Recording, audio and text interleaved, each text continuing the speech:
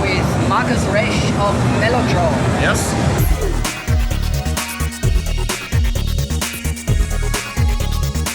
And Markus purchased all the old tapes of Mellotron and is building a digital version of the Mellotron. I also actually make an analog version also. I've made over 100 analog Mellotrons with tapes actually, and I started making them in 1999, and I sold the first one went to Oasis for their one of their albums. And for 5 years I've been making digital Mellotrons now also. This one? This one, exactly. This one is the top model, which has polyphonic aftertouch, which gives you the same playing feeling as playing a Chamberlin especially. They have a very special mechanism where you can emphasize each note individually by an intentional aftertouch, but it works really well. And this instrument has 100 sounds built in, and you can simulate also the different models. So you can play a Mellotron sound through a Chamberlin, or a Chamberlin sound through a Mellotron, and it has a totally different characteristic depending on which instrument you use. So, and there was of course different Mellotron models, and you can set that also inside of here. And all of the sounds are available with direct access.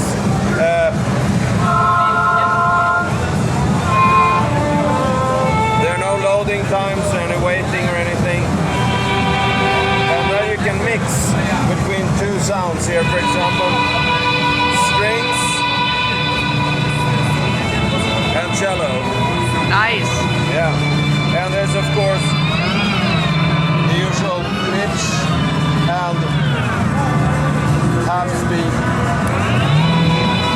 So there's a number of other features hidden in the menus where you can select different volume for each key, and you can select attack and decay and all kinds of more synthesizer-oriented features, so to say.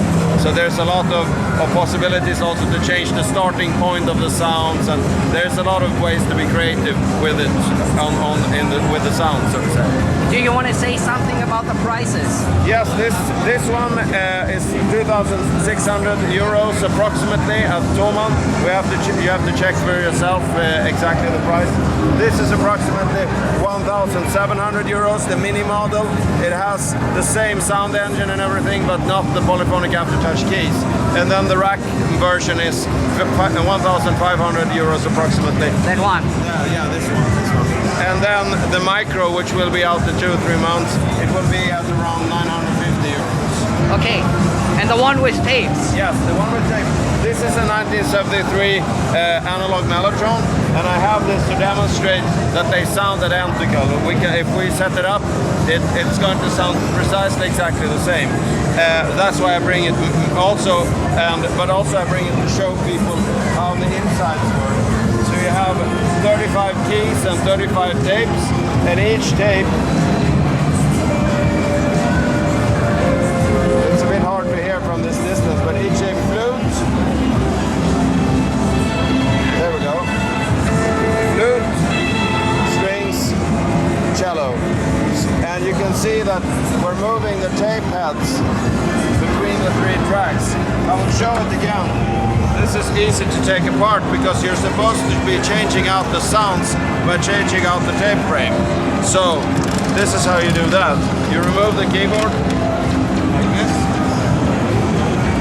And here you see the 35 tapes and the 35 tape heads. And this is the way you take out the tapes. And before I forget it, here again, the tape heads. So you move between the 3 tracks on the tape by moving the heads physically, so to say. And then if you wanted 3 other sounds like wine glasses, boys choir, and vibraphone or whatever, you can just do like this and take the tape frame out and put another one in, and off you go. So there are many sounds in the Mellotron library that haven't been used.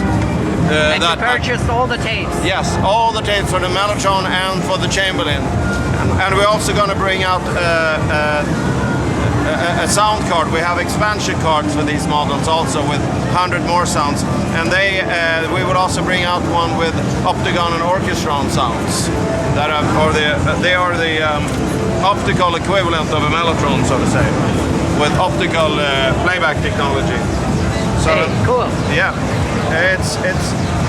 the two cards we have out now are with the rhythms, both the Mellotron, and then the other card has more or less the same stuff, but it's recordings from the Chamberlain.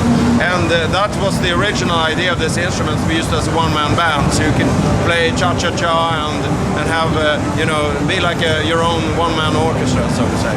So that was the original idea, and that was, it turned out that the instrument was a bit too hard with maintenance and stuff, so it wasn't a big success. But then all the British bands in the late 60s and early 70s started using it, like Moody Blues, Beatles, Rolling Stones, Elton John, Led Zeppelin, the whole, all of history basically. Okay, thank you. Thank you.